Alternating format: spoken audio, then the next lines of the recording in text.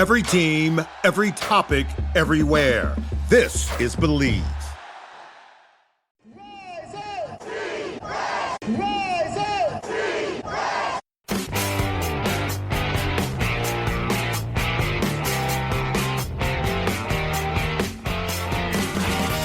This is the Rise Up See Red podcast, all about the Arizona Cardinals and the NFL, featuring insider and outsider perspectives. Enjoy the best hour of Cardinals talk on the web.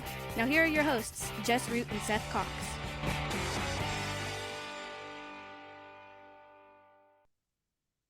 Hello, Arizona Cardinals fans, and welcome to the latest edition of the Rise Up See Red podcast, the best hour of Cardinals talk on the web. I'm your host, Jess Root from CardsWire.com, USA Today's NFL Wire site that covers, of course, Arizona Cardinals, and we are in our off-season summer series of shows that we do, the opponent preview series, where we take each of the Cardinals' 14 upcoming regular season opponents and then bring on a guest that covers those teams. And for what feels like probably the 15th or 20th time over the last few years is Cam DaSilva, lead writer of the Rams Wire, as the Cardinals will face the LA Rams twice in 2026, in week 6 and week 10. Cam, we're going to talk about, what a fun season last year, a really wild off season, and big expectations for 2026. Cam, how have you been? I've been doing well. Wild off season. I kind of knew they were going to make some moves after Stafford returned, and Les Snead said they were going to go all in a little bit more, but wasn't expecting Trent McDuffie and Myles Garrett. So it's been a busy off season, but a fun one. Yeah, they finished 12-5 last season. Arguably the best roster in the NFL last year, one of the favorites to win it all, and played fantastically. Number one in offense, number one in both yards and points, top 10 defense and scoring defense, middle of the pack. Otherwise, they make it to the conference championship against the Seattle Seahawks, lose between that game and the overtime game in week 16, there were two wild games and ultimately fell short of a Super Bowl, but it was a really special season. What went well, obviously? What were the most special things about 2025? And what were the things that ended up going awry at the end? Yeah, it was Matthew Stafford that kind of carried the load for this team last year. And obviously, he was playing well in 2024, but he took his game to another level last year and won the MVP and really played, I would say, the best season of his career. Not even just production-wise, but avoiding interceptions, taking care of the ball, throwing with accuracy. He was really fun to watch all year. The entire offense is great, though. I mean, the offensive line stayed healthy, did a great job protecting Stafford. They allowed the fewest sacks of any team. Kyron Williams was great. Blake Corum came on as the number 2 running back. Puka Nacua obviously had a special season. Devontae Adams led the league in touchdown catches. So the offense was not a question whatsoever. They rarely had their bumps. They played well just about every single week, but the defense and the special teams kind of held this team back, especially the special teams. They moved on from Joshua Carty, their kicker, brought in Harrison Mevis, who did a good job, but the entire operation on special teams was just a mess. And even in the NFC title game, they had some issues against the Seahawks in week 16. They allowed a punt return touchdown that kind of flipped that game and allowed them to come back and win. They had blocked kicks against the 49ers and the Eagles that cost them. But every game last season, you could say that if they were in the game to win, like they had a good chance to win the game, and they just kind of gave it away themselves. But it was a successful year. Continued to build and get better. And then this year they brought back a similar roster to what they had last year, let a few guys go, but then added obviously the big pieces of McDuffie, Watson, and Myles Garrett. So you said it was a successful season. Was it disappointing at all? Was the fan base expecting more than what they got? Yeah, I think so. It wasn't Super Bowl or bust like it will be this year, but I think they were expecting to make it to the Super Bowl.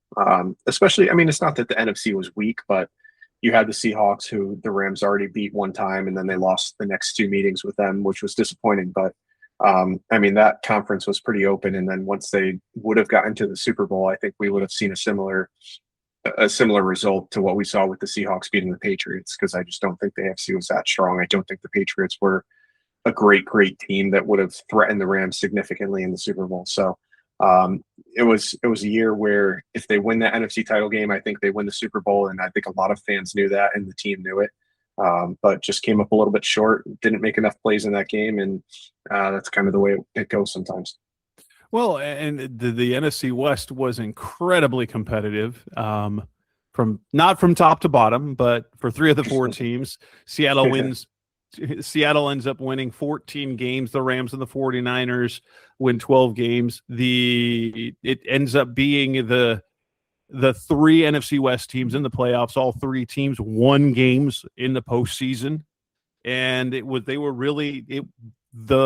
path to the Super Bowl went through the division. Seattle had to beat San Francisco and the Rams to get there, and really it continues to look that way going into 2026. So let's look at this offseason. So coming up next on the Rise Up Sierra podcast, the best of Cardinals talk on the web. Let's move on and talk about the things that they did this offseason: trades, coaching changes, and more.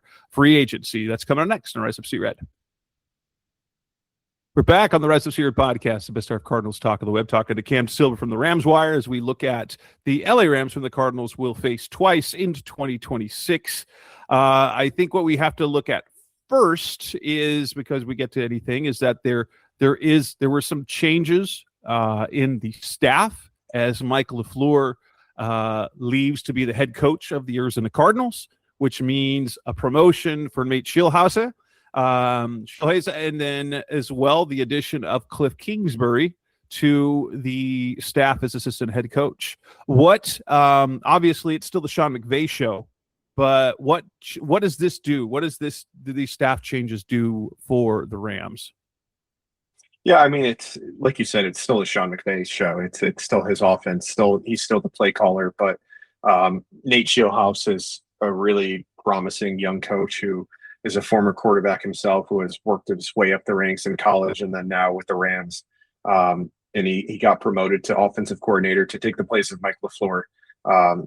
He seemed like the obvious candidate the whole time, because 2 years ago he was getting offensive coordinator interviews. This past offseason he was getting head coaching interviews. So he's someone who I think is a future head coach in the NFL. And all the players, all the coaches speak so highly of him. Puka Nacua kind of relates to him well, because Puka mentioned this, because he's so young and he's kind of not that much older than a lot of the players. So kind of a relatable coach for them. And I think he's going to do a good job with like installs and coaching up the quarterbacks with Dave Ragone and the other coaches that they have there. And Cliff Kingsbury he's someone that Sean McVay tried to get it a handful of years ago to just come on his staff and be an assistant and work with them. And they're obviously good friends, and now they get to finally link up with the Rams and see what they can do. And that could be another stint for Kingsbury, where he gets a year under Sean McVay and then gets some OC looks next year and kind of gets back into things. But yeah, it's a really strong coaching staff. Chris Shula stays as the defensive coordinator after he drew some interest and looked like he might be leaving for a head coaching job. But yeah, it's a really good staff, and Mike LaFleur keeps a streak going of every single offensive coordinator McVay has gone on to become a head coach. So Schilhaus seems to be the next in line.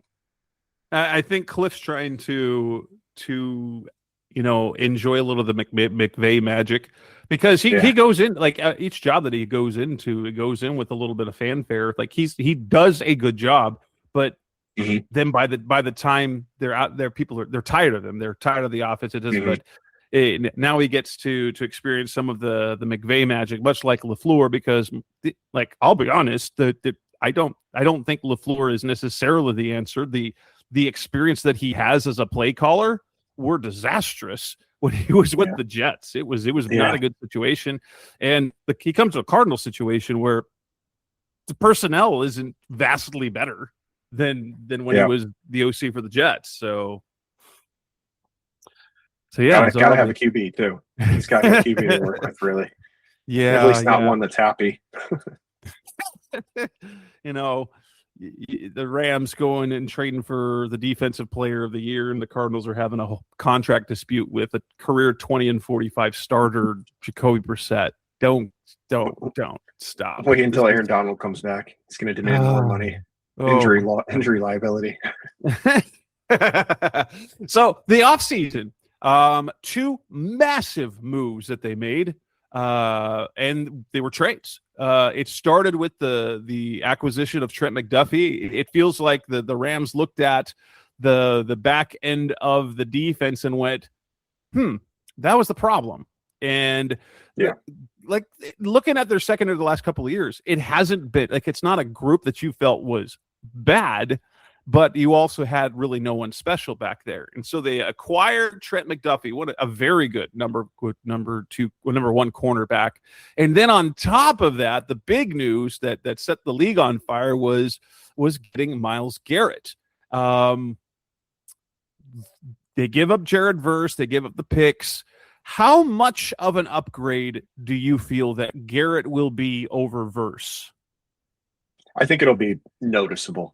Like, Jared Verse is a very good player. He's not someone who converted a lot of pressures into sacks. And we saw that as a rookie, got a little bit better his second year.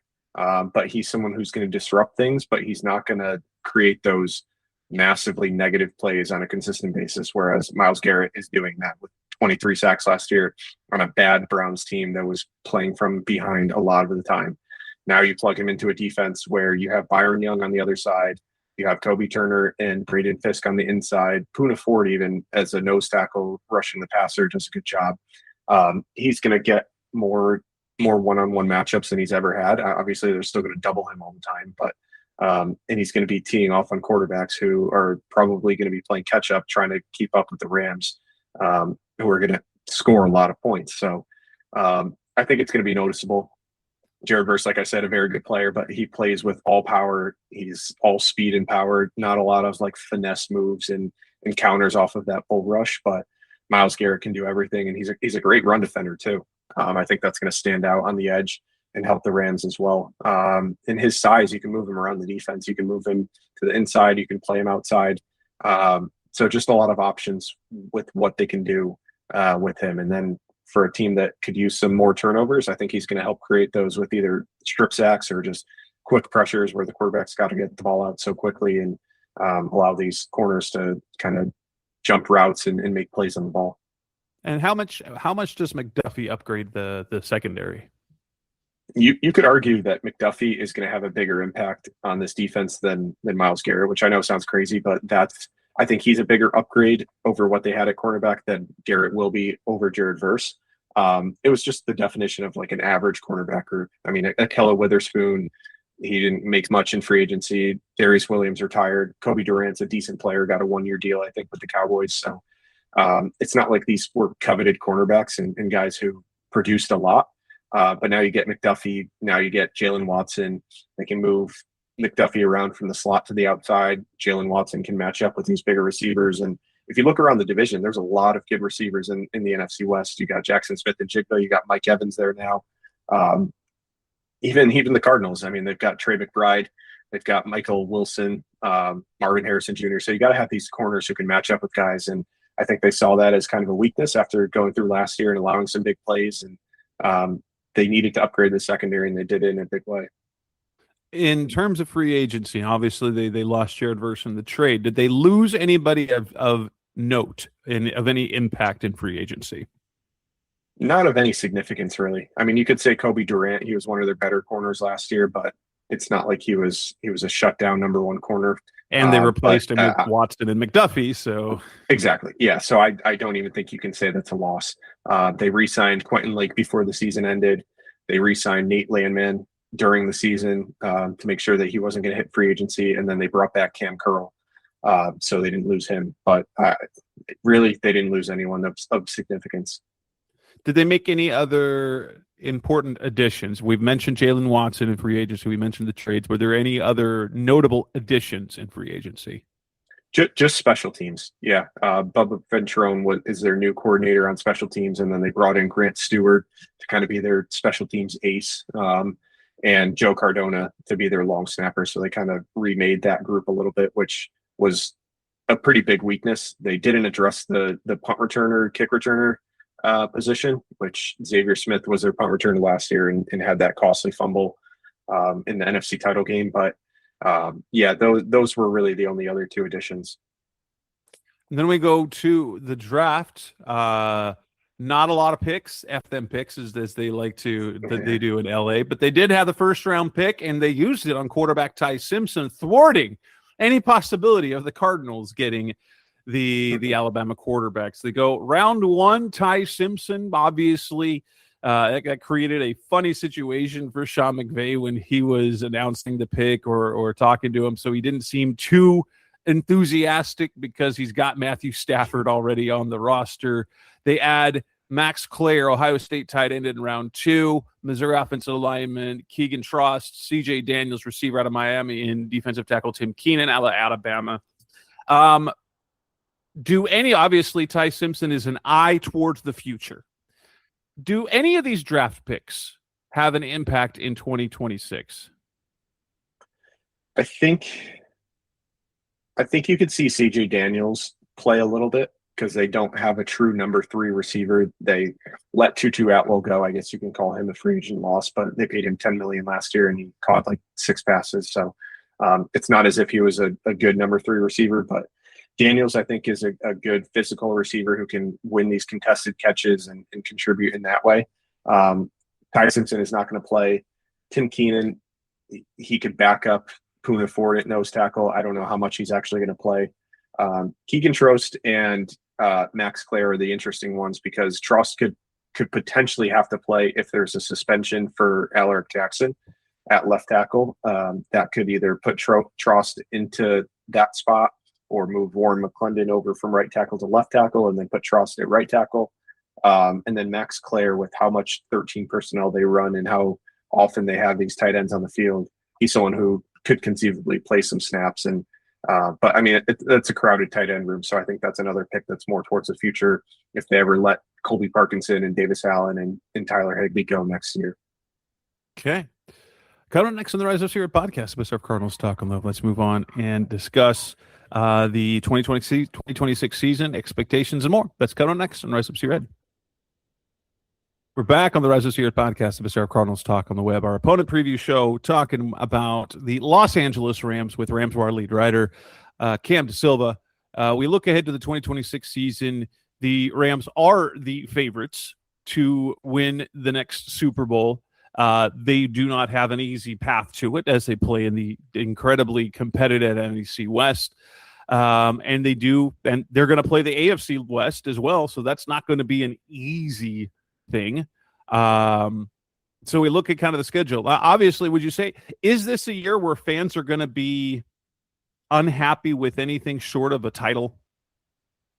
Yep. Yeah. I mean, as difficult as the road is to a Super Bowl, they're not going to be happy with anything less than a Super Bowl. When you put Myles Garrett on that team and you make the moves for McDuffie and Watson, and you have Matthew Stafford, who's nearing the end of his career, Puka Nacua, Devontae Adams, you have every piece that you could want to win a Super Bowl. And after coming so close the last 2 years, losing to the eventual champions both years, this is the year where they need to get over the finish line. And like you said, it's not going to be an easy schedule. They've got the NFC West. They've got the AFC West. They've got the Eagles, the Bills. It's Green Bay, Kansas City, like I mentioned with the AFC West, Dallas, Tampa Bay. I mean, these could be some quality teams. So it's going to be tough sledding for the regular season, but anything can happen once you get into the playoffs. And if they can stay healthy, if they can keep Matthew Stafford upright, they're going to be a really good team. And this year is almost kind of a last hurrah. It's not guaranteed last hurrah, but you feel that Stafford's got 1, maybe 2 years before he decides to hang it up. And that's why the drafting of Ty Simpson will now, obviously there will be a drop. There will be a drop off from Stafford to Simpson, but the question is whether they remain competitive. It feels like now the Rams were very fortunate because in 2021, when they went the quote unquote all in and got Stafford, they were paid off with the title. That doesn't happen very often. And so maybe that happens again. Like what obviously ceiling sort of expectation is title. How many wins do you think they get in the regular season? And what is what is a reasonable floor for this team? I think 12, 13 wins is a good expectation for this team. I think a floor has to be probably 10 wins. I mean, you look at games against the Giants, 2 against the Cardinals, Vegas. I mean, they're going to win most of those games, if not all of them. And then you just got to win like 5 or 6 others against tougher teams. So I think 10 wins should be the floor if they're reasonably healthy. Obviously, if Stafford gets hurt and throws out his back or something, and the season falls apart, you never know what's going to happen. But yeah, I think 10 wins should be their floor. And then, I mean, even 14 wins. I mean, this is a good team, but it's a tough schedule. So I think 14 would be exceptional. 12, 13 is pretty within reach. All right. And how do the Rams view the 2 games on the schedule with the Cardinals? It feels like that both games are chalked up kind of as should wins, but would losing either one of those games, like if the Cardinals were to sneak a win, would that be viewed as largely disappointing based on what the Cardinals appear to be? Yeah, for sure. I mean, I don't know what the spreads are on those games, but I know DraftKings released early lines, and they're double digits. Yeah, I'm pretty sure it's double digits for both games. So pretty low expectations for the Cardinals. Unless, I mean, they do have weapons on offense. You've got some playmakers, but it's just that quarterback position that I don't know if they're going to get enough out of that to be competitive. And the defense obviously is a little bit suspect, but that's a team that could put some points up. And if you catch a team with a bad offensive week, you might be able to sneak in a win. But especially against Mike LaFleur, I mean, he knows this Rams offense. He knows the ins and outs of this operation. So if anyone's going to know how to kind of counter their attack, it's going to be Mike LaFleur. But I think the Cardinals are certainly the weakest team in the division and one of the weaker teams on the Rams schedule. And, of course, you can find Cam's work over at the Rams Wire. Anything else other than that you've got cooking up these days? No, a little bit of Sportsbook Wire, doing some golf betting. Nothing on the NFL right now, obviously, but kicking up some golf bets over there at Sportsbook Wire. So for you degenerates out there who listen to me and Seth for degenerate content, you can find some degenerate content from Cam himself as well as his content over the Rams Wire. Cam, thank you as always for joining me on the show, and that'll wrap up this edition of the Rise of Seer podcast of a Surf Cardinals Talk on the web. In the shows to come, we've got more opponent previews. We've also got training camp content previews and more with my normal co-host Seth Cox. Until that time, thanks again. Thanks as always for listening. We'll be back again soon. Thanks for listening to the latest edition of the Rise Up See Red podcast. Listen to previous episodes and subscribe to the show on Apple Podcasts, Stitcher Radio, Audioboom, or many other podcast platforms so shows are delivered directly to your mobile device. Please give the show a 5-star rating and always support the sponsors who support the show. We'll be back soon for the best hour of Cardinals talk on the web. Rise up, Red Sea, be Red, See Red, and of course, Rise Up, See Red.